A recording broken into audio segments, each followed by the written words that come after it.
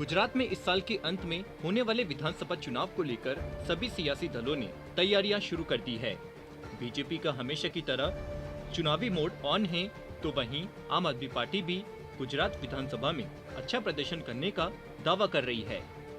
तो वहीं कांग्रेस पार्टी तैयारी तो कर रही है चुनाव लड़ने की, लेकिन उसकी मुश्किलें कम हो तब ना।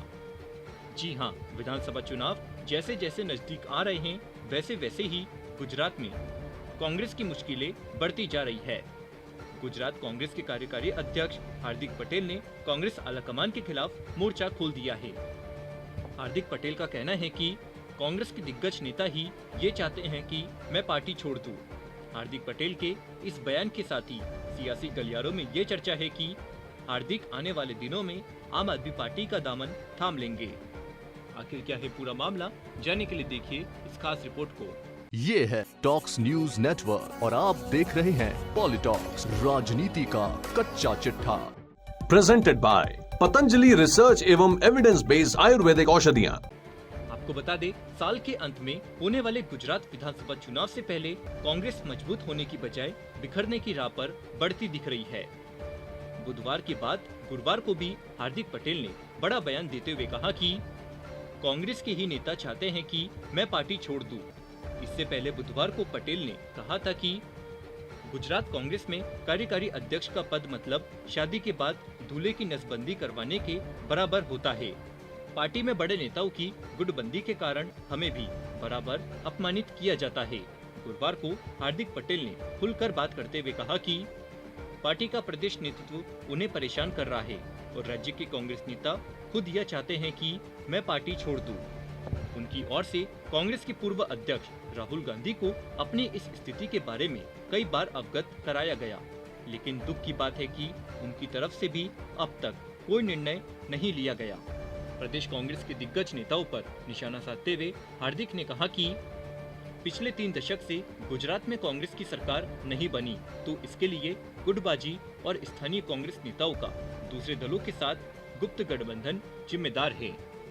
हार्दिक पटेल ने दावा करते हुए कहा कि 2017 में इतना बड़ा माहौल था, लेकिन गलत टिकट बंटने की वजह से प्रदेश में कांग्रेस की सरकार नहीं बन सकी।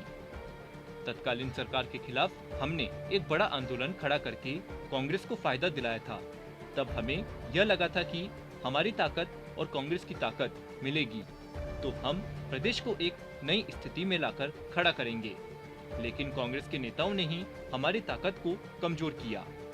हार्दिक पटेल ने आगे कहा कि मुझे कार्यकारी अध्यक्ष बना तो दिया, लेकिन मेरे पास करने के लिए कोई काम नहीं है।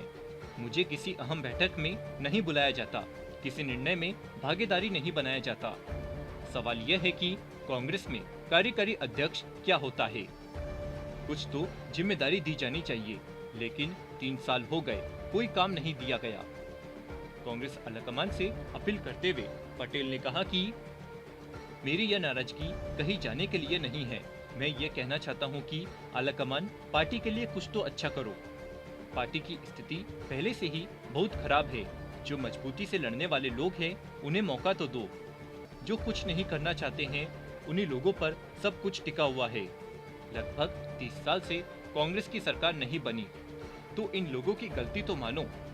वहीं पाटीदार समुदाय के चर्चित चेहरे नरेश पटेल को कांग्रेस में शामिल होने की संभावना को लेकर हार्दिक पटेल ने कहा कि कांग्रेस को स्पष्ट करना चाहिए कि उनसे बातचीत हुई है क्या नहीं। इतने दिनों से खबर आ रही है, लेकिन कुछ बोला नहीं जा रहा है। कांग्रेस आलाकमान पर निशाना साधते हुए हार्दिक पटेल ने कहा कि 2017 में आपने हार्दिक को उपयोग किया, 2022 में आप नरेश भाई का उपयोग करोगे और 2027 में क्या कोई नया पटेल ढूंढोगे? आपके पास हार्दिक है तो उसे मजबूत क्यों नहीं करते? नरेश भाई को लेना चाहिए, लेकिन उनका कहीं मेरे जैसा हाल तो नहीं होगा। वहीं पिछले 5 साल में कांग्रेस छोड़ बीजेपी में शामिल होने वाले नेताओं का जिक्र करते हुए पटेल ने कहा कि मुझे इतना परेशान किया जा रहा है कि दिल भर आता है। साल 2017 में कांग्रेस के 80 विधायक थे, आज 65 बचे हैं। 1-2 विधायक जाते हैं तो यह मान लेते हैं कि भाजपा ने खरीद लिए होंगे, लेकिन इतने विधायक चले गए तो हम अपनी गलती क्यों नहीं मानते?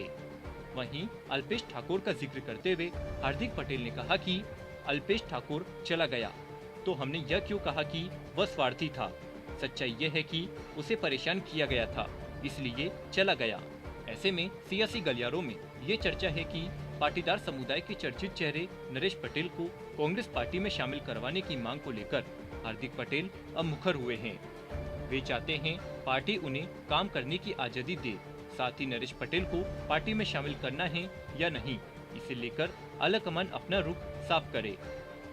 वहीं कयास ये भी लगाए जा रहे हैं कि हार्दिक पटेल खुद कांग्रेस का दामन छोड़ना चाहते हैं क्योंकि वहां उन्हें ज्यादा तवज्जो नहीं मिल रही। सवाल ये भी है कि विधानसभा चुनाव से ठीक साल भर पहले ही हार्दिक पटेल का पार्टी में मन नहीं लग रहा है। सियासी दिग्गजों का कहना है कि हार्दिक पटेल अब कांग्रेस का हाथ छोड़ झाड़ू के साथ जाने वाले हैं। पॉलिटॉक्स ब्यूरो, दिल्ली। ये है टॉक्स न्यूज नेटवर्क और आप देख रहे हैं पॉलिटॉक्स, राजनीति का कच्चा चिट्ठा।